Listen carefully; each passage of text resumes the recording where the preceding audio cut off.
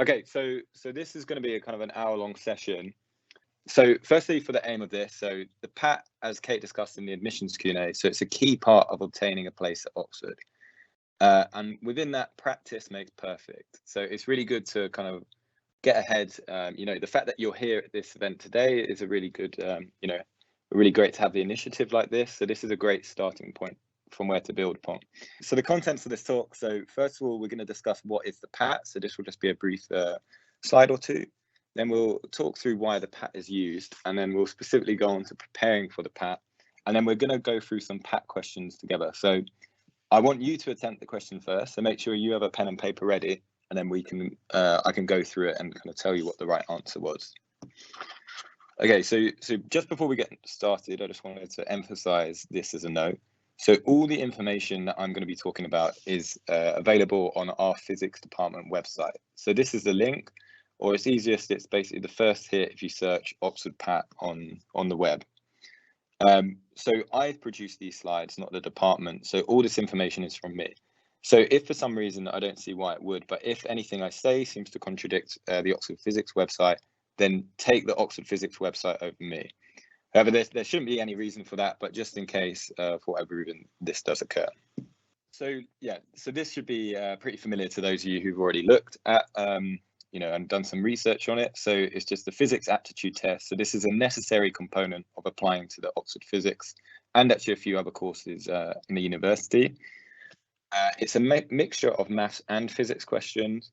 And as Kate was going through in more detail in the earlier session, you need to register for it by the 15th of October. So the same deadline as your UCAS form needing to be submitted. Make sure you follow the steps on how you can register. So that's all detailed on the website. I won't go into more information here. And then the provisional date is for the 4th of November. So we've got a couple of months for yourselves to prepare for that. So that's already really good to hear that some of you have been looking through questions. Okay, so why is the PAT used? So sorry that there's a bit of text on this page, but I'll kind of just embolden the key bits. So the physics and the physics and philosophy courses are really popular at Oxford. So there's about 9 applicants per place. So unfortunately at Oxford, we don't have the resources to be able to interview everyone for the course. So the capacity we kind of are able to reach is we can interview about 2.5 candidates per place. So, and the PAT is not the only method used to assess candidates. As Kate and Tim spoke earlier, there are some other aspects. So based on your school performance, etc., that are also used to shortlist for interview. But the PAT is a key component. So it is really important to prepare because it's slightly different to some of the exams you'll have done at GCSE and the ones that you're preparing for with A-levels. So again, a lot of text on this page, but I just wanted to highlight some key points. So this is a straight screen grab from the Oxford Physics website, and it's got 4 bullet points on how to prepare for the PAT. And we're going to discuss some of these in more detail, and I'll kind of give you some tips of what I personally think on these. So firstly, the top recommendation, so look over a range of past papers to help not just familiarize yourself with the format of the test, but also learn the content covered, what kind of questions are asked. I can't emphasize this enough. Doing past papers is a really, really good way to prepare for the PAT. We'll also discuss this. So they publish reports for each test. This will go through how you can use those reports, but it's quite an interesting way to learn, about the difficulty of the exam. So if you found an exam really tough, then you can check the examiner report and it will let you know what the mean mark is. So some years the mean mark might be towards the high 50s, some years it might be towards the low 40s. So it can swing quite a bit. So the examiner reports can give you a bit more feedback on, what was a good score, what was the average score on that particular exam. So the second point, so there is a syllabus that is produced. So although the material is aimed at AS level maths and physics and your GCSE knowledge, it might be that at your school they're planning on teaching a certain topic later in the year. So for instance, so I also applied to Oxford and did the PAT. As I'll discuss briefly later, I actually did it after a year out. But when I was in year 12 and going into year 13, I did look at the PAT and there were some aspects of it. So I think I hadn't done circuits because in my school they wanted to teach that around January. So that meant I had to learn some of the circuits knowledge, just in order to be prepared for the exam if I did it. So make sure you do familiarize yourself with the syllabus. So one of the best ways to do this, as you're preparing and going through past papers, any questions that you just come across and you're like, okay, I haven't learned that yet, go away and either ask your teacher for help, look at your textbooks, you can use Google to try and kind of learn something about that and then answer that question. Also recommendations, so there's also other resources, so not just PAT and not just A-level questions, and we can mention those a bit later. And then this is another key bit, so try doing questions under time conditions. So as Kate was saying, that the PAT and all kind of Oxford admission tests are designed to be really tough. So you might be used to getting, I don't know, 80s, 90s, 100% in your papers at school, but the PAT, as it says here, the average is 50 to 60%. So don't be disheartened. The first time I did a PAT, I was probably scoring about 20 or so percent back when I was your age. And, initially I was like, oh, that's very disheartening. But as you do more papers, especially when you do it under time conditions, you get more used to, doing the questions, and we can discuss some specific techniques kind of within that. Cool. So just kind of, we're going to go through each of those bullet points in a little bit different detail, so just reading out that block of text. So you've probably seen this for those of you who've been on the website. So you've got past papers available from 2006 to 2020, so about 15 years of papers. And there's sample solutions available for 3 of those, so the 2009, 2010, and 2019. So I'd recommend saving doing those years of papers until you're a bit more prepared, and then you can mark your paper exactly, and you can use the examiner report, as we'll discuss, to see how good was your performance, and then you can work out what aspects do you need to improve upon. Do you need to learn some more content? If you should practice them under time conditions, do you need to improve your exam technique, etc. I put this caveat in, which is also much more detailed on the website. So the PAT paper has changed over time. So the 2021 paper, which you'd take if you're applying for this year by that October 15th, 2021 deadline. So this year's paper is going to be the same format as the previous 3 years. Specifically, some calculators are permitted. So most of the standard calculators that you use in your A-level exam will be permitted, but check on the website. So this will be kind of no graphical calculators, etc. And you're not allowed to bring in tables, so like maybe statistical tables or anything, or lists or formula. So you can just bring in kind of your pen, paper calculator. So previous years had, so if you're practicing past papers, just be aware that you might be doing a paper where, it might say on the front that there's no calculators. So if you want, you could do it with a calculator because you're allowed one this year. They might have distinct maths and physics sections. So now the format of the paper is that they're all bundled in together. So question 1 might be a physics question, question 2 a maths, question 3 physics, 4 physics, 5 maths, etc. This 2021 paper will have multiple choice, but sometimes in previous years they didn't have multiple choice, and they used to sometimes have these long 20-mark questions, and they've also gone. So, but even though they do have these caveats, those papers are still a really, really useful resource, and I'm going to kind of repeatedly emphasize this through the talk, that practice does make perfect. Okay, so in case you haven't been on the website, that's just this link. So if you search Oxford PAT and then you click for the physics website, here's the what it looks like, and you can kind of just download PDFs of all these years. And this is the front page. So on the front page, it will say, for the specific paper you're doing, this one, no tables or formula sheets are used as we expected. Probably says somewhere around here about a calculator, but again, check it all on the website. Great. So what about when you're actually doing these past papers? So some of this I've already kind of mentioned, but just to re-emphasize, so the average mark is about 50 to 60%. So if you find the paper tricky, don't worry. Like a score of 50% could turn out to be a really good one if the paper is particularly tricky. A score of 80% is often exceptional. So even, maybe you might get frustrated that you couldn't do every single question, but don't worry, the paper is designed to be difficult. There's no specific cutoff score required for interview. So that doesn't mean you have to get a certain score in order to get invited to interview.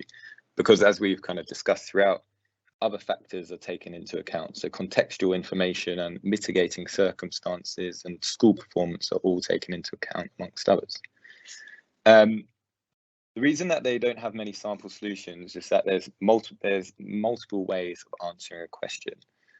So in the sample solutions, they often just present a single way. And when I'm kind of doing this talk and when we get to the questions, I'll show you some kind of different ways of answering some question. So they tend not to show many sample solutions because, so when you're marking your own paper against the sample solutions, just be aware that you might do a method that isn't kind of detailed by the mark scheme, but is more than suitable. And again, how many times am I going to say this in a talk? But practice and preparation makes perfect. So that's really good that everyone's here already, kind of months in advance of the paper. You're already here.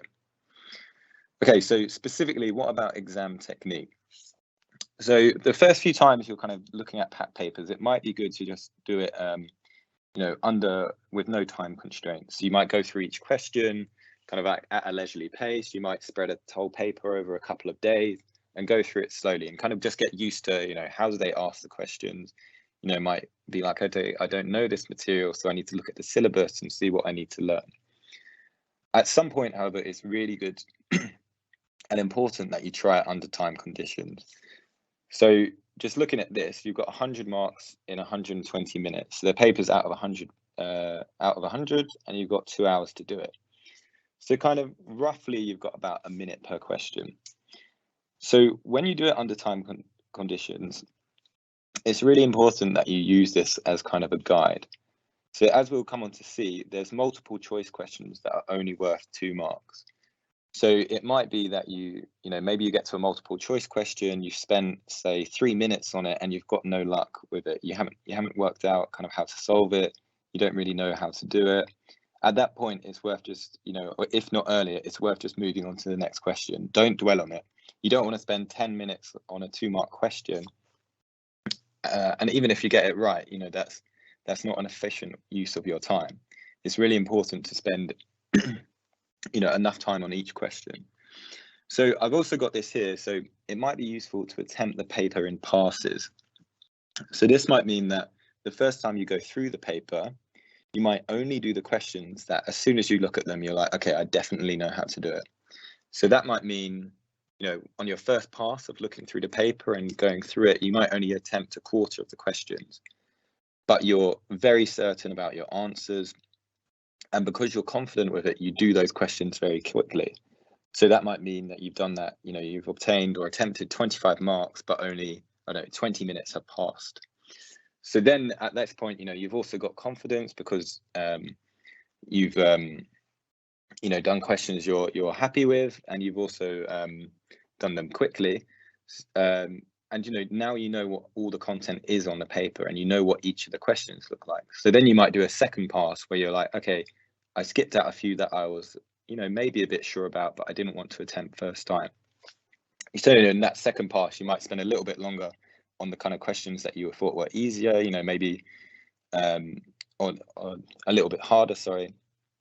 And then finally, you might do that final pass where you look at the questions where initially you weren't sure at all. But it's really important that you do kind of attempt every question and try and, because the worst thing is that you spend too much time on the first few questions. And then at the end, there might be, say, an electronics question worth 10 marks. And it turns out you really love electronics, but because you spent too much time on the first few questions, you've only got 3 minutes left to try and get those 10 marks. So it's really important that you have this kind of exam technique and you develop this discipline, because you might be used to, in your current exams, you might spend, you might complete the paper with half an hour to spare and you can just check your answers. Here, there's a lot more time pressure. So it's important that you practice it under that time pressure before you do the exam. Okay, so we've probably got about 15 more minutes or less of kind of discussing aspects of the PAT, and then we'll move on to some practice questions. So another useful resource they have is the examiner reports. So this can give you further information about the paper. So how difficult was it?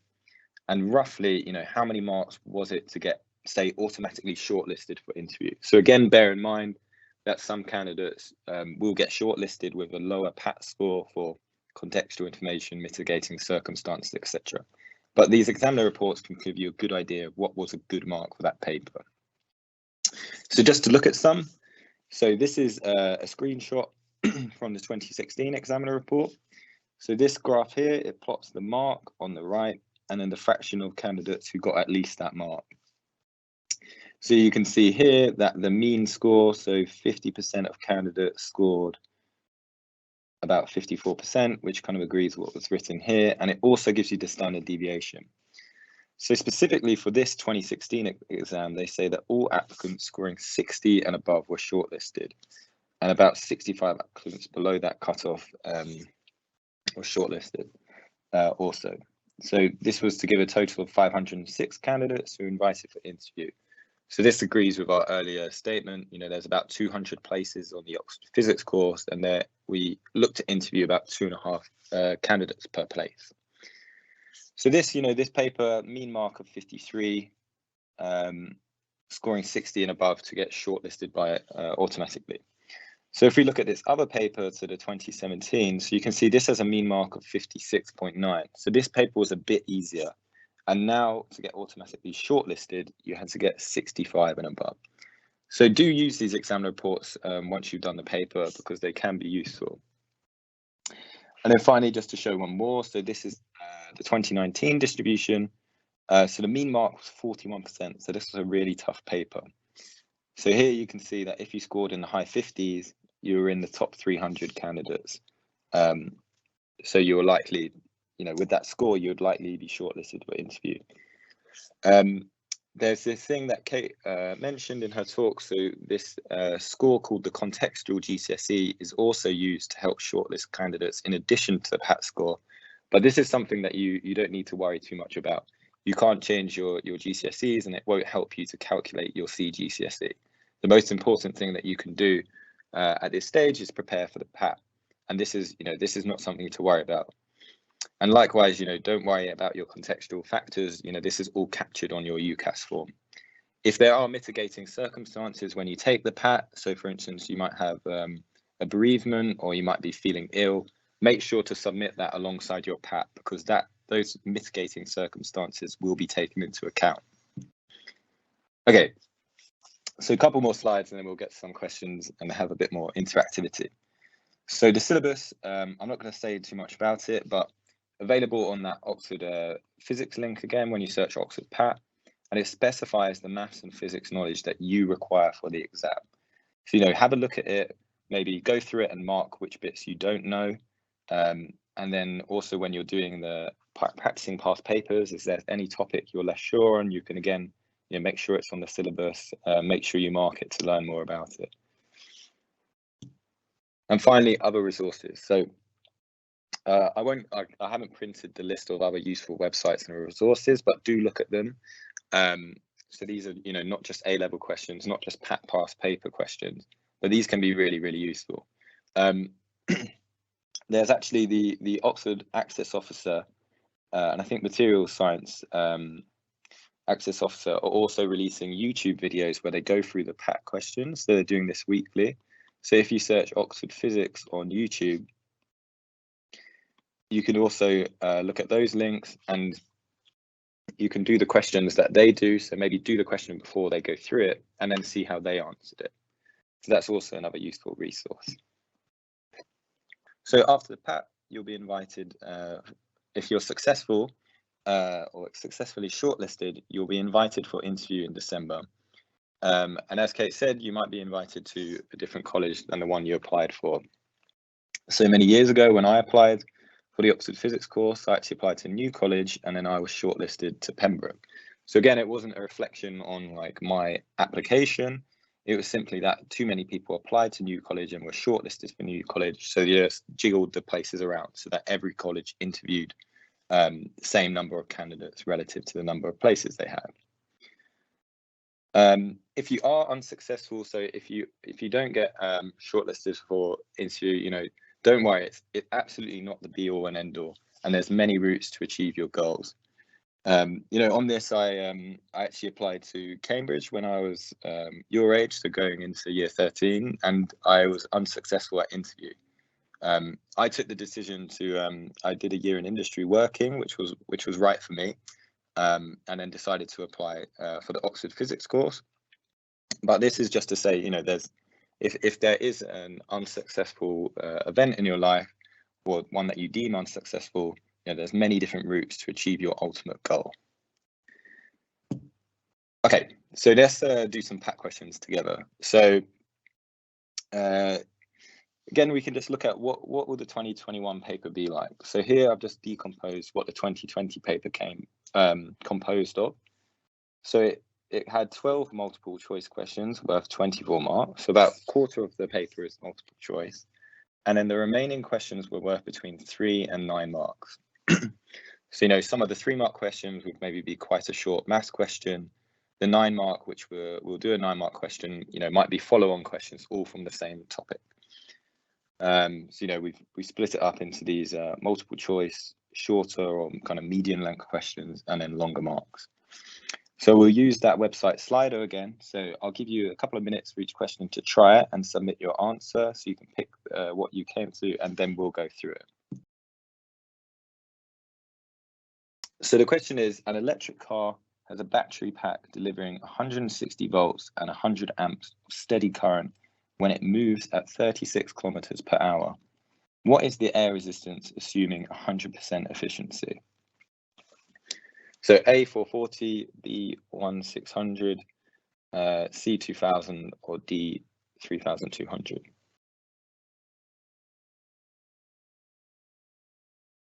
And I kind of want to emphasize the PATs. It's not something to be, worried about so much.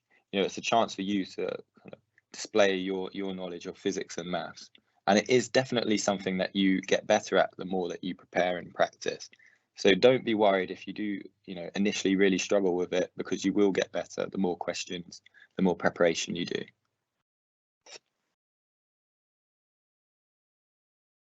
The correct answer for this one is B. So the key thing to realize is that the car isn't accelerating. So we can draw our car as a little box here. Maybe we can add some wheels too. So the battery pack's providing a force, and then there's some air resistance, and we assume in this question, even though it doesn't explicitly state that there's friction, we can assume that it's frictionless. So if we call the engine force F subscript E and the air resistance FR, then because the car isn't accelerating, we must have FE equals FR. Okay, so then we can use the formula that power is equal to force times velocity, because this is one of the things that we know. The velocity is given, 36 kilometers per hour. So then FR, you can substitute this in here, is equal to the power over the velocity. If we remember, our formula for power is current times voltage over velocity. So then we've got all terms that are given to us in the question. So then we've got the air resistance force is 100 amps times 160 over 36. So we just got to be careful here. We don't want this in kilometers an hour. We want it in meters per second. So let's times it by 1,000 to get it in terms of kilometers, and then divide by 3,600 to get in terms of seconds. So because there's 60 times 60 seconds in 1 hour. So then we get, at this point, you could just plug it in your calculator. So here we go. We can just instead do it like this, so the numbers come out quite nicely. So 1,600 newtons. Good. So yeah, actually everyone's answered this question. Everyone's got it right with B, so that's really good. So just be aware, this again, because this is worth 2 marks, on our first pass doing this, we only want to spend roughly 2 minutes doing it. So if you've spent 2 minutes doing it and it doesn't look like you're getting to the right answer, just move on. You can always come back to it later, but you don't want to dwell and spend too much time on. Okay, great. So let's go to the next question. So this is kind of like a medium length question. So this isn't multiple choice. So here it is. So we've got a non-rotating ball of mass 2 kilograms slides on a smooth, frictionless horizontal surface at a speed of 1 meter per second. It collides elastically and head-on with a stationary ball of mass 1 kg. What are the speeds of the two balls after the collision? Always kind of useful with these questions. I'm sure your physics teachers have been telling you this, so it's always useful to draw a diagram. So this is our before. So we're hitting a stationary object. Maybe we don't even need that arrow on top. So one's 1 kilogram mass. So then afterwards, we want to work out the two speeds. So because it's a head-on collision, we know that they must be going, it's a one-dimensional problem. So let's call this V2 and let's call this V1. So one of the first points to note on this, yeah, I think most people have answered now, so well done. This is kind of the rough sort of time that we want to be answering these questions in. So, about 4 minutes or so. So the first thing to note is that because, because this ball is hitting this one from the left, we must have that V2 is less than V1. Okay, so let's first of all do our conservation of linear momentum. So this is my approach for doing it, so you might do it differently. So on the left-hand side, on before, we got 2 times 1, so mv plus 0 equals 2v2 plus v1. And then we can conserve kinetic energy. So we got half mv squared, so times 2 times 1 squared, plus the secondary ball isn't moving, plus a half times 2 times v2 squared, plus half times 1 times v1 squared. So let's tidy this up a bit. So we've got 1 equals v2 squared plus half v1 squared, and this is from this one. And then from here, we've got 2 equals 2v2 plus v1. Okay, so then we can write that v1 is equal to 2, 1 minus v2, and we can substitute this into here.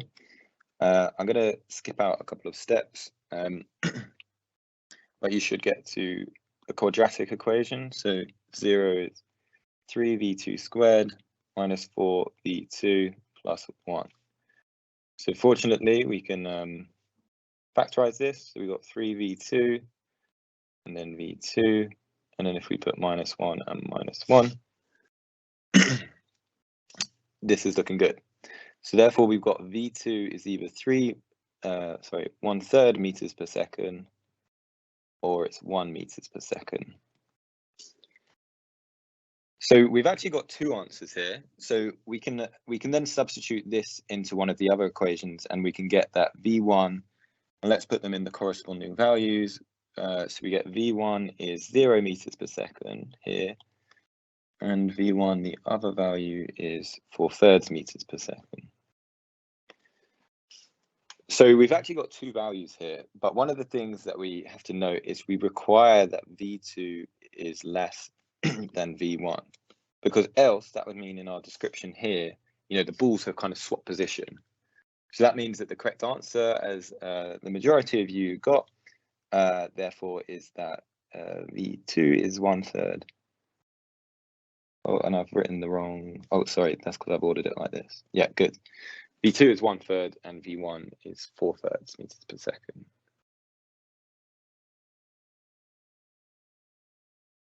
Okay, so now we've got a longer question. So I thought I'd just give you a couple of minutes to go through it. So this one's worth 7 marks. So, according to our kind of formula, we want to spend about 7 minutes on it. We want to spend about a minute per mark.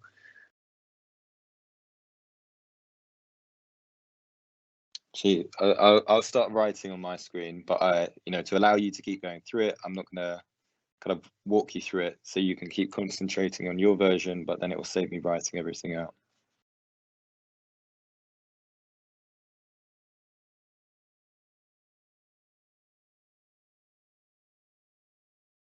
Okay, so hopefully you've got some way through the question now. So let's just talk through the steps that I've done so far.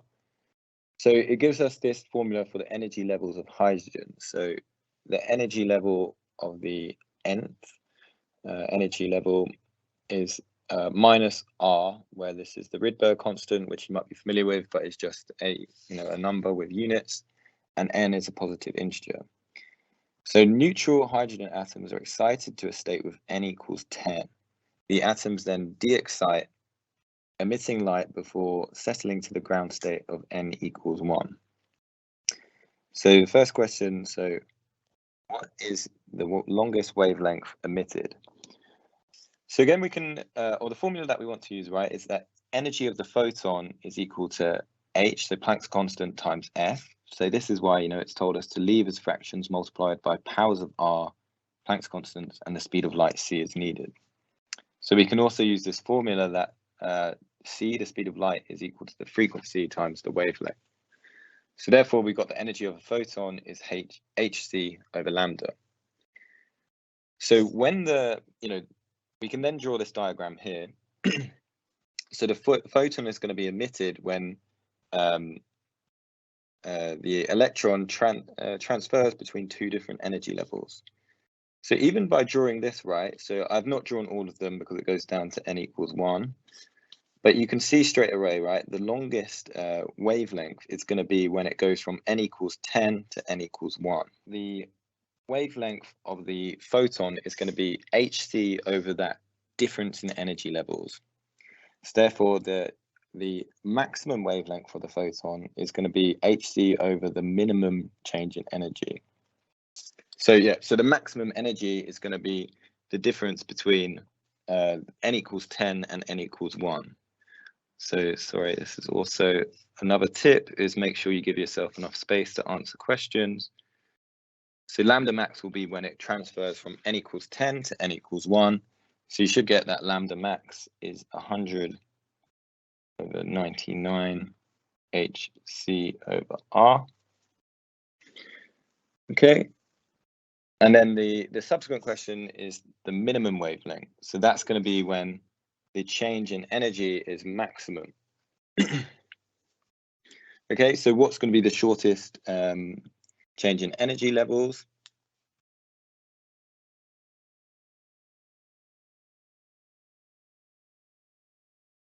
Okay, so my answers, this is when it transfers from n equals 10 to here, which actually I realized this is not correct because it's going to be when it transfers from n equals 2 to n equals 1. So again, give yourself enough space. Okay, so I think for this one,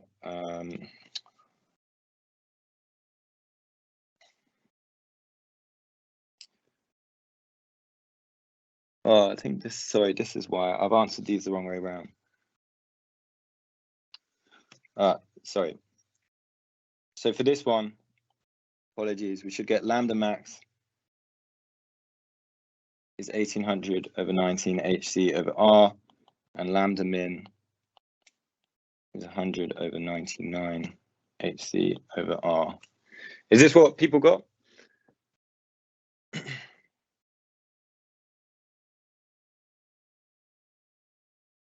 No, you can drop that into the Q&A.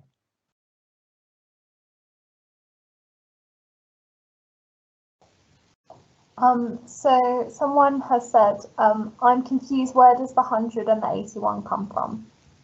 Yeah, okay, sure. Let's, okay, let me get a eraser.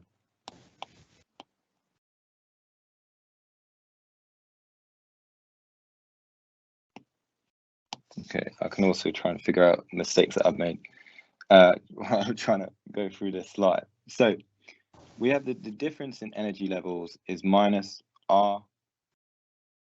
So that's the energy of the nth level. So when the electron in this system, so there's 10 energy levels available. Okay, so we can put the energy levels into each of these. So for instance, for n equals 10, the energy level is going to be minus r over 10 squared, which is 100. The energy level, let's put E10, of the 9th level, it's going to be minus r over 9 squared, which is 81. The energy of the 8th, etc., is going to be r over 64 because that's 8 squared, and then we can go all the way down to n equals 1, so minus r. So what we need to do now is that we need to convert this into a wavelength. So what we use is that formula I won't go through again, but hc over E. And here what we need is the energy of the photon. So the energy of the photon is the difference in the energy levels between the different ends. So for instance, if this photon travels from the n equals 10 energy level to the n equals 9 energy level, the energy of the photon will be E gamma is equal to minus r over 100 minus r over 81. So then at this point, this is easiest just to put in your calculator. So let's just make this r 181 minus 1 over 100. So that will be the energy of our photon. So then we can put that into our formula over here in order to work out lambda. Okay, so we need to work out so lambda is going to be biggest. So lambda max will be biggest when the change in energy is the minimum.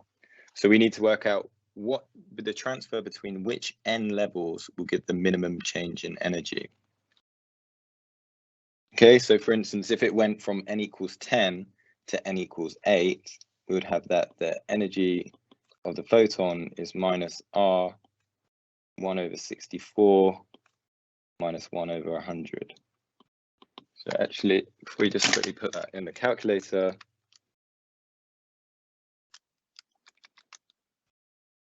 we get this is 9 over 1600 r, and this one here, right down here, 1 over 81 minus 100 is 19 over 8,100 r. So from this, right, we can see that this energy, this photon has, let's convert between the two. So 9/1600 divided by 19 8,100 is equal to, so this one is about 3 times bigger, 2.39 times bigger than the other one. Okay, so from this, we want to use the different energy levels to work out when you have the shortest and longest wavelength of light. So let's just go to the next one. So this here, we're going to do a multiple choice question. So this is from the 2012 exam. So we want to spend about 2 minutes going through this question. So here we've got a cube is painted black and cut into 125 identical cubes. So how many of them are not painted at all? Cool. So again, easiest way to do this one. So let's draw this original painted black cube. So then let's split this into 125 identical cubes. So what we have to realize here that 5 cubes is equal to 125. So what we have is, this is how we make these 125 cubes, so we can keep doing it. Okay, so we've done all these slices into this cube. And then the question is, how many are not painted at all? So a couple of different ways of looking at this one. So the way that I'm going to show you, so which maybe most of you have done, so you can see, right, that all of this face is going to be painted black. All of this face is going to be painted black. All of this face will be painted black. So just by looking at this, you can see that there's going to be a 3 by 3 by 3 grid in the middle that's not going to be painted black. So 3 by 3 by 3 is equal to 27. Okay, so great. Everyone, or most people have submitted that. So the answer should be C. Just to show you another way that you can do that. So another way of thinking about it. So if I change my color to green, so if you don't see it immediately, we can kind of think about, okay, so I can discard all of these cubes on this kind of face are going to be painted black. So that's 25 cubes there, plus 25, because we can also consider this set of cubes here too in the green. Okay, so next, and we consider these cubes. So next we can consider these ones. So these are all going to be painted. So there's 15, right? Because we've got 3 in this direction and still 5 here. So 15 plus 15. And again, on the other side. And then finally, we've got this set here that's going to be painted black. So we can do 9 plus 9. So these are going to be the ones painted black. So we've got 50 plus 30 plus 18 is equal to 98. So therefore, the ones not painted black, 25 minus 98 is 27. Let's go to this final multiple choice one. Maybe we'll do one more if we've got time. But this would be an example of a slightly quicker one here. So, so this question, it's quite long for a multiple choice question. So it's excluding Pluto for the planets in our solar system in order of increasing mean distance from the sun. Which of the following statements is or are correct? So this one, this is quite factual, this one. So it will say in the syllabus that you need some understanding of the solar system. So it's quite key here. We kind of know some facts about the planets.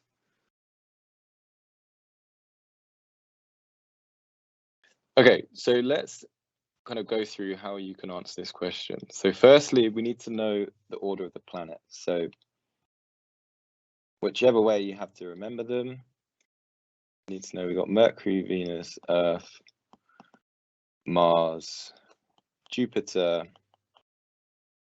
Saturn, and again, I've not given myself enough space, Uranus and Neptune. Okay, so the duration of the day on each planet increases. So remember, a day is just set by how quickly is the planet rotating. So this technically doesn't have anything to do with, how far away is the planet from the sun. So this is not going to be true. Okay, so we don't expect the duration of the day to increase as the planet gets further away. However, the duration of the year, we do expect to increase. So as the planets are orbiting the sun, the orbits get bigger and it takes longer for the planets to orbit the sun. This third fact is easy. The size of the volume of the planets increases is definitely not true. We know that Jupiter is the biggest planet. Likewise, the same, we know that Jupiter, or maybe Saturn, has the greatest number of moons. So that was not true. And finally, we know this one is true. So the planets do change from rocky to gas giants. Okay, so the correct answer then is D.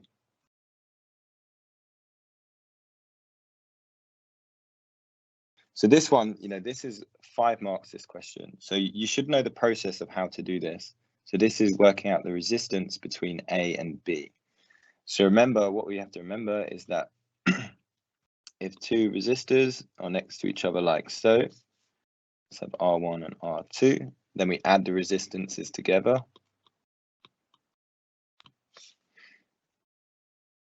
If they are together like so, then we use the formula 1 over RT is 1 over R1 plus 1 over R2. So we just have to repeatedly apply this rule in this equation here.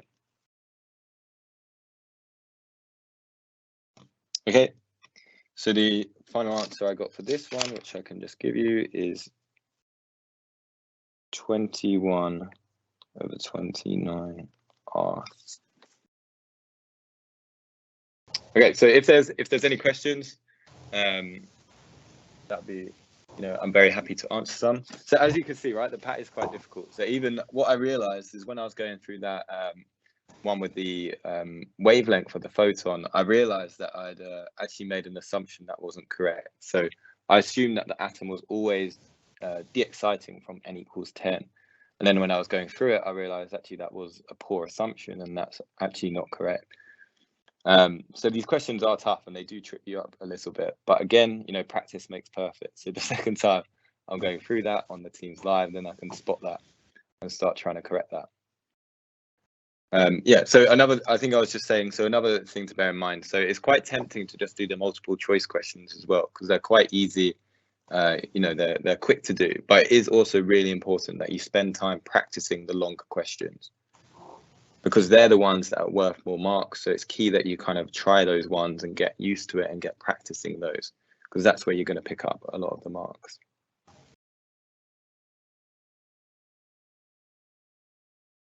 When I look through it, I think it's not necessarily.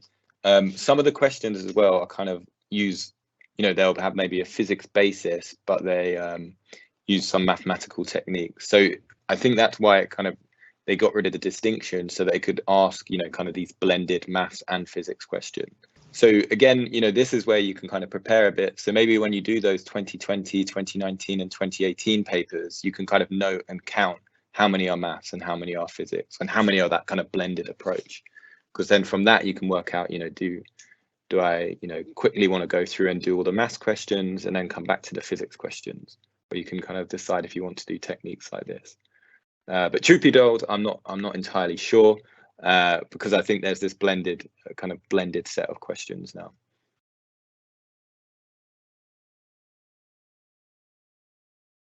Yeah, so this is, I think, where it's go through and passes. So even, you know, in some ways, I'm glad that I got a bit flustered doing that question, right? Because, you know, I wasn't too sure what had gone wrong when I was doing it. So the best thing for me to do would probably just be like, okay, I'm going to cross it all out. I'm going to come back to it later. Because instead, you know, if you're trying to do it under a bit of pressure, you know, you start making mistakes. So I think a good way to deal with that time pressure is, you know, if there's questions that you're unsure of, don't be worried about kind of just moving on and coming back to them at the end. So that's like the practical advice I'd give. So, you know, make sure you attempt all the questions with a good amount of time, you know, in that, so you can give every question, you know, allocate each question so you can roughly spend, you know, 1 minute per mark on it. But in terms of like developing that as a skill, definitely you need to practice before you take the exam. So, you know, it's not just, I found this out the hard way. You can't just learn the syllabus and kind of do an exam at a leisurely speed. You know, at some point you do have to sit down and kind of put yourself in an exam environment and practice that exam environment, because that's part of it too.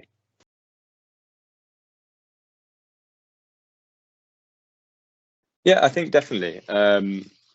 I think yeah, if there's one aspect of physics that you're particularly interested in, you know, then you know, it's much better to expand on that. You know, why do you like that aspect of physics? What can you demonstrate about why you find it interesting, or what you've done to kind of show evidence of your interest? So whether that's how, you know, you've watched several YouTube videos, and this is what you've learned from it, and then you followed up by reading a book. You know, that's much better than just a list of, I've read this book, I've read this book, I've read this book. You know, we want to know, you know, why did you read those books? What did you learn from reading those books? And yeah, so that's definitely, I'd say the quality is very important over the quantity. I mean, I think at the end of the day, I think it's still 4,000 characters. So you'll probably get, you know, I think you'll quite comfortably fill the whole personal statement, but you don't want to have too many kind of scattered examples. You know, focus on some ones in more detail.